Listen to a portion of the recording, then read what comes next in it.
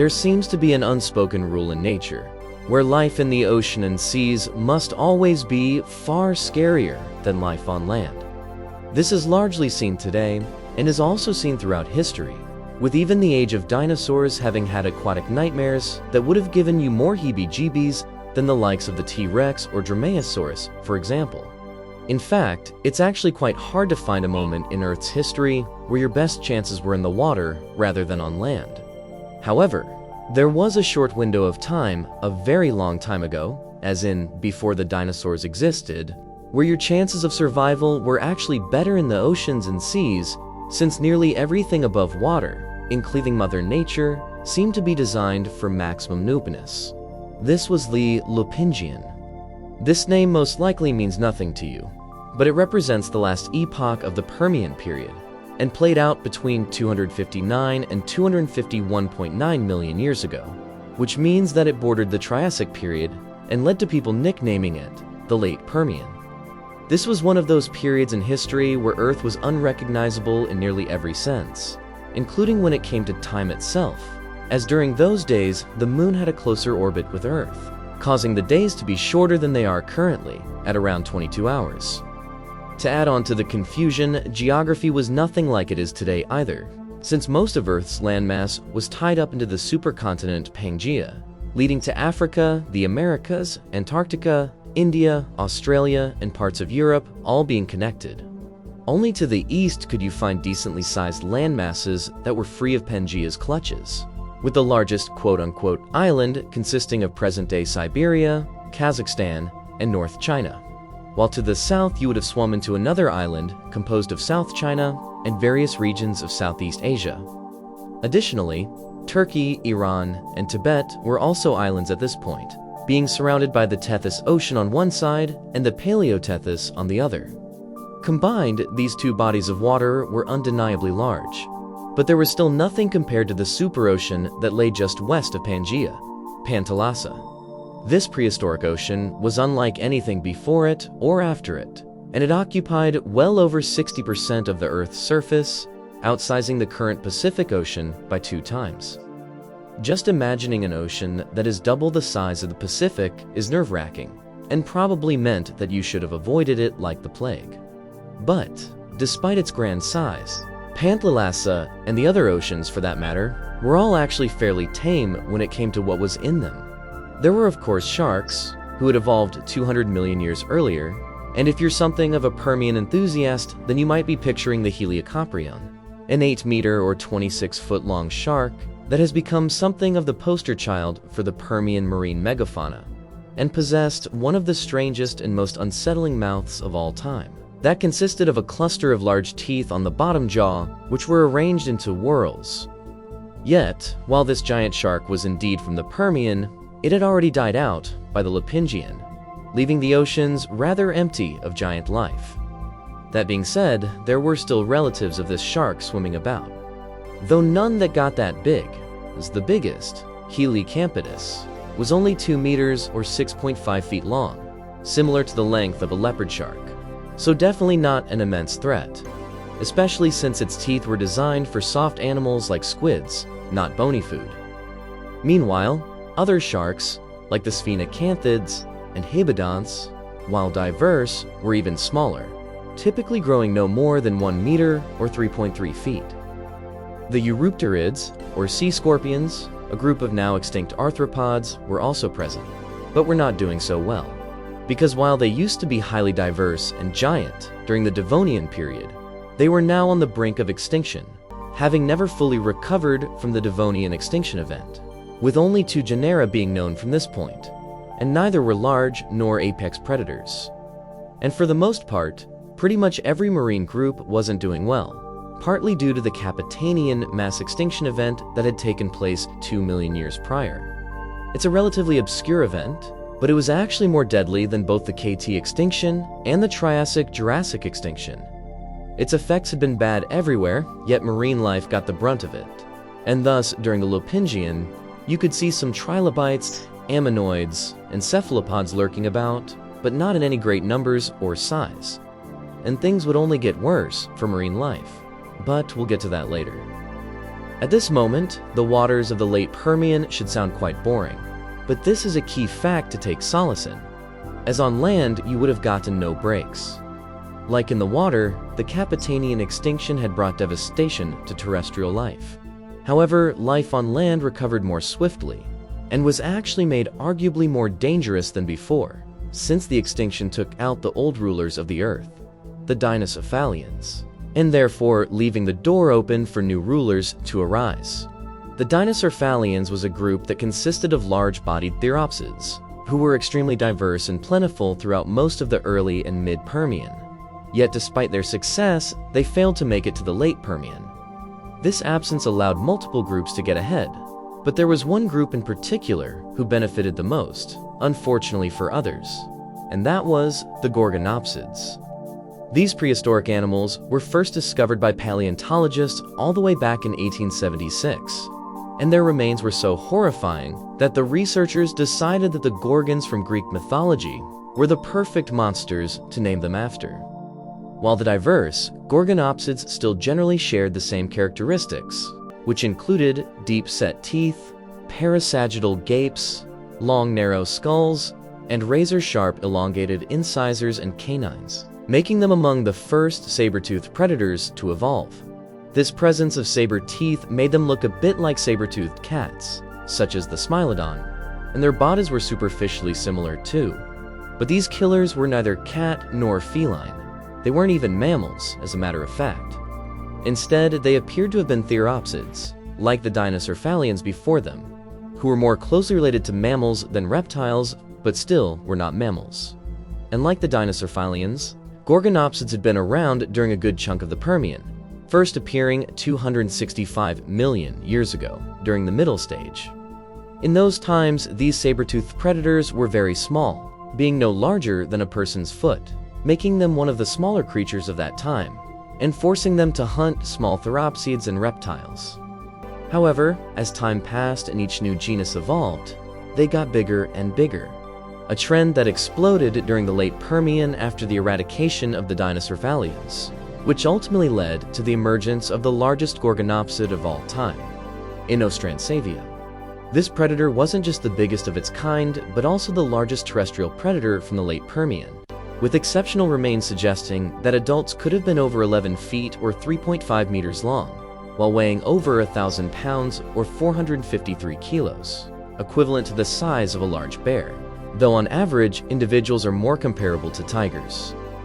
In addition to being much larger than most Gorgonopsids, the Inostrancevia was also built different, as it possessed extremely sturdy, long limbs, which made it both durable and surprisingly fast, allowing it to outpace a myriad of medium to large-bodied herbivores, which one's coat were in for an absolutely terrible time, as the Inostrancevia possessed elongated postcanines and supersized upper canines. They were 15 centimeters or 6 inches long, making them among the largest teeth seen in non-mammalian theropsids.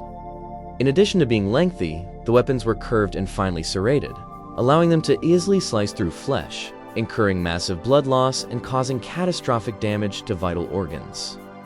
But despite clearly being lethal, it's not 100% sure how the Inostrancevia hunted, with the two schools of thought being that it either used tactics similar to what is seen in Smilodons, i.e., taking out the necks, or it would do something similar to a bite and run, letting accumulated blood loss and shock take a toll over time. Regardless, neither are fun ways to go. So you definitely do not want to run into this apex predator, which was also a very hard challenge for animals back then, as Inostrancevia achieved a widespread range that included now parts of Africa, Asia, and European Russia. This saber-tooth also appears to have been very adaptive, as it routinely popped up in a multitude of very different biomes, such as warm floodplains in South Africa or cold, arid deserts in Russia, where relief was only found in the occasional shallow lake and thin forests, which consisted of Peltis permiaceae, the dominant flora of the late Permian. It's because it lived in these cold deserts, thus some paleontologists think that it may have had fur as well, yet this idea is still unconfirmed. Now, having one giant Gorgonopsid prowling both hemispheres of the Earth would have been bad enough, but the late Permian was home to many more than just the Inostrancevia, with dozens of other species of Gorgonopsids being known of.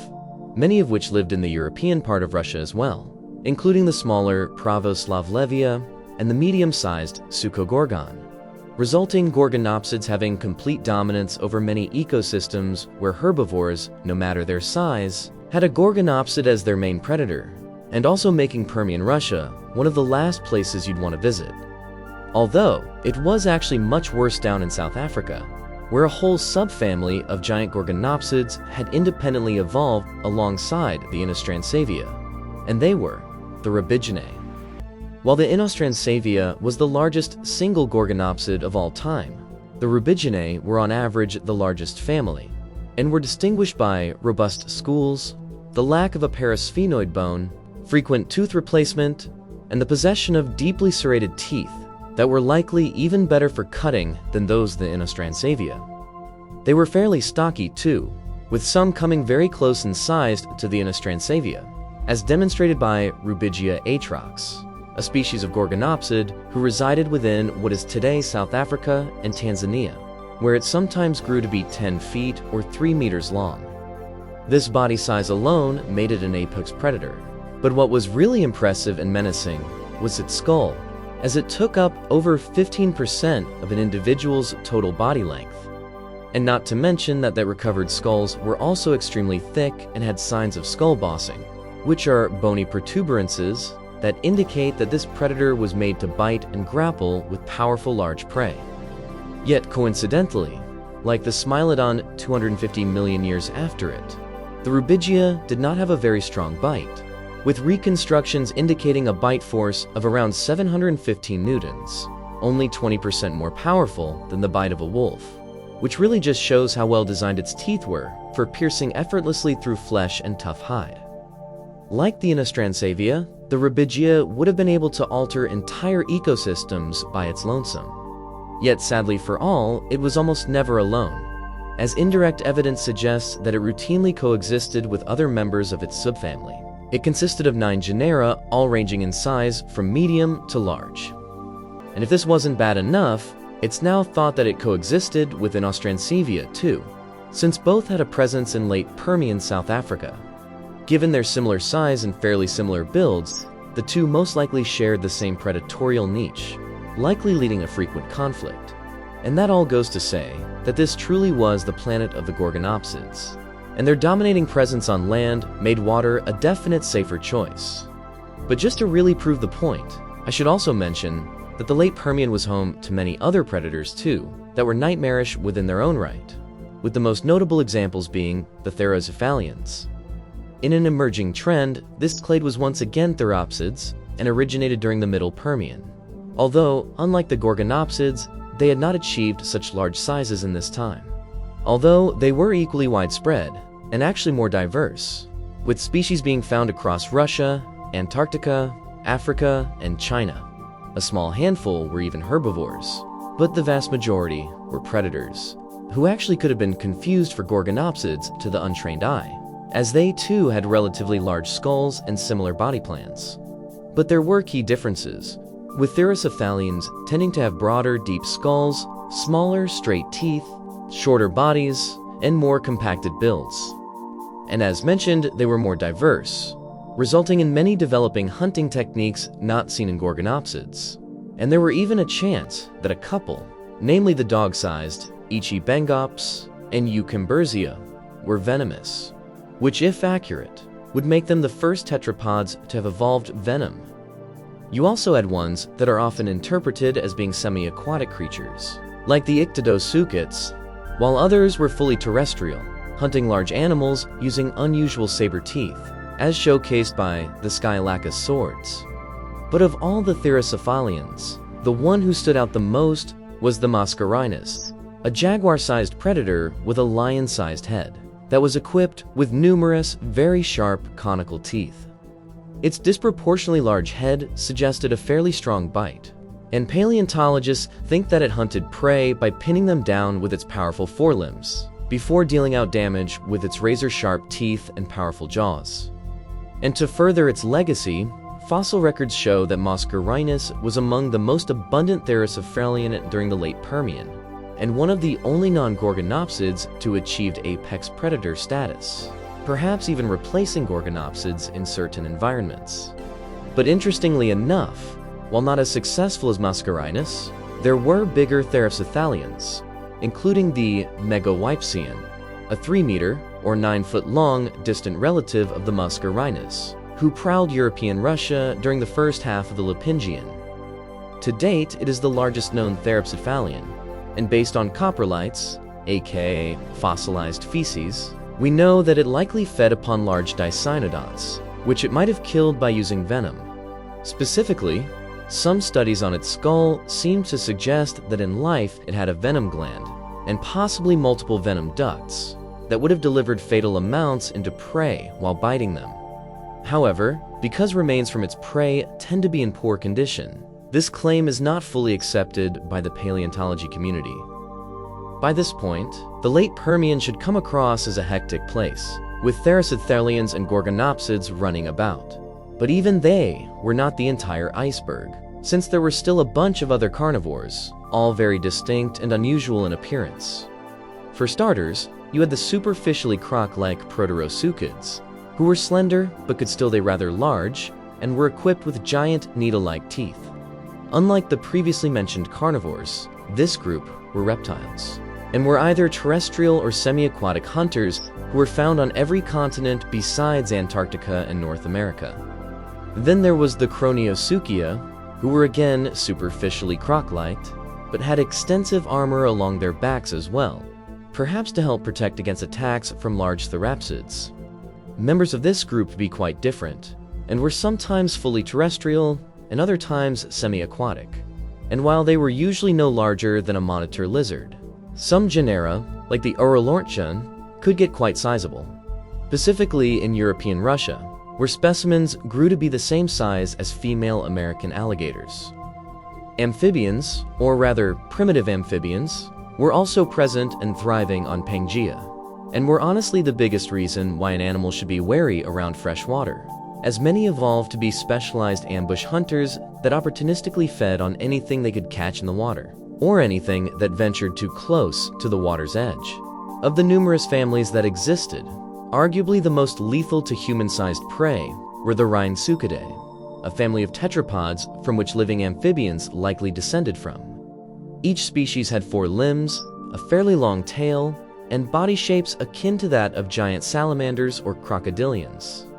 The largest member you could find in a body of fresh water was the Iranoscentrodon, a 13-foot or 4-meter behemoth that resided in South Africa, along with our friends the Gorgonopsids and Therapsithalians. Talk about a bad place to live. And then in European Russia, that also had its fair share of terrestrial hunters, there were the Archagosauridae, to make up for the missing Iranoscentrodon. This was yet another tetrapod family, but they were more slender and narrow than the Rhynsuchids, but could still get pretty big, with certain genera, like the Mollosaurus, reaching 10 feet or 3 meters from head to tail. With so much going on, it's hard to believe that our herbivores even managed to survive. But they sure did, and across large swathes of Pangaea, you would have stumbled into an array of Diacynodonts, Cynodonts, Captorhinids, and Parareptiles. Compared to the carnivores, herbivores were actually more diverse and had developed many tools to survive. One of the more famous herbivores was the Lystrosaurus, a badger to pig-sized Dicynodont that was one of the most abundant animals around. It had a rather odd build, but it was not to be underestimated, as it sported powerful forelimbs and tusks that it may have used to dig deep burrows that granted much-needed protection. And interestingly enough, the art of digging seems to have been relatively common, as totally separate groups, like the Cystophalids, also learned to burrow, using their broad skulls to displace large amounts of dirt. Then on the opposite side of the spectrum, you had the Paraeosaurs that took a different route and became armored tanks, kind of similar to Ankylosaurs, minus the club tails. Specifically, species in this clade often had large bony scutes that were set into their skin, and had highly ossified, dense, heavy bones that provided additional protection. They were also among the largest, if not the largest, late Permian animals to have lived, with the most famous member, Scutosaurus, having weighed over 1.2 tons and being similar in length to large Gorgonopsids. At this weight and given its frame, Scutosaurus was a slow-moving animal that relied on its armor to survive. And in its case, its defensive capabilities were further boosted by spikes that adorned its skull and muscles that were so dense that they were basically impenetrable. This specific genus was only found within Europe and Russia, but as a family, the Turaeosaurs had a global distribution. Additional herbivorous groups worth mentioning include the Kingoridae, Hemidopidae, Biodentalia, and Venidae. As wild as the late Permian was, it did have one silver lining, which was that you didn't really have to worry about looking up. Unlike the Mesozoic, which was home to giant therosaurs capable of eating literal dinosaurs, the Permian did not really have any dangerous giants patrolling the sky. There were the griffin flies and Piliodictyoptera, which could have given you quite the scare, but they were harmless to large animals and weren't very abundant nor diverse, thanks to the Carboniferous rainforest collapse. Of all the things flying around, the largest animals were probably the Vigilthosauri, a family of gliding reptiles that grew no larger than a big bat. And while having one in your hair would suck, these guys were only dangerous to insects and spent most of their days on solid ground, or rather, in the trees, as their morphology was highly developed for arboreal movement. To make up, though, for the lackluster skies, the late Permian had one more trick up its sleeve, so to speak, and that was Mother Nature itself. If you've been following along, you may have noticed that life seemed to be mostly concentrated in a handful of places, mainly European Russia and Africa. This was because large chunks of land were borderline uninhabitable, with estimates suggesting an average temperature of 35 Celsius or 95 degrees Fahrenheit, making it twice as hot as the present. This oppressive heat contributed to severe aridity that plagued the supercontinent and resulted in absolutely massive deserts near the equator where life was fairly devoid. To make matters worse, to the north you have the Central Pengine Mountains, an extensive mountain range that spanned across the entire horizontal length of the continent, and creating areas that were prone to severe droughts. To put this into perspective, if such conditions popped up in the present, life would take a serious downturn. And the crazy part is that this nightmarish climate was rather tame for the late Permian, because if you stick around long enough, until approximately 252 million years ago, you would have witnessed the Earth turn into an apocalyptic wasteland, thanks to the late Permian extinction, otherwise known as the Great Dying, which is a fitting name considering was Earth's worst extinction event of all time. It is commonly believed that this doomsday event started from the eruption of the Siberian Traps, or rather was caused by the eruptions that created the Siberian Traps, a large region of volcanic rock in Siberia that's about the same size as Western Europe. These eruptions are unlike anything ever seen by humanity and decimated the entire planet, causing lava flows a kilometer or 0.6 miles thick and spewing out enough carbon dioxide and sulfur to heat up the surface even more. In some places, it's thought that the average temperature year-round would have risen to be the same as the average temperature of Death Valley during its hottest month. And if you somehow had supernatural heat resistance, you still likely die from choking on the constant spewing of different gases that led to a drastic drop in oxygen, leading to numerous hypoxia events. And just in case you needed any more evidence that this time was seriously messed up, then also know that some studies report that these volcanic eruptions caused significant damage to the ozone layer, which may have increased ultraviolet radiation by over 5,000% in some parts. Debates linger on how long these effects lasted, but we do know that by the end of them, the Earth was a very different place, with 57% of all biological families and 83% of genera having gone extinct. For comparison, while more abrupt, the KT extinction, which killed the dinosaurs, only killed off about 17% of biological families. And despite how bad things got on land, life in the water actually suffered even more due to increased water temperatures and acidification. But if you took a dip, you wouldn't have burned to a crisp, and you may have actually enjoyed it, considering the sea temperatures during this event were likely that of a jacuzzi, giving you just one more reason why you'd rather be in the water during this time than on land.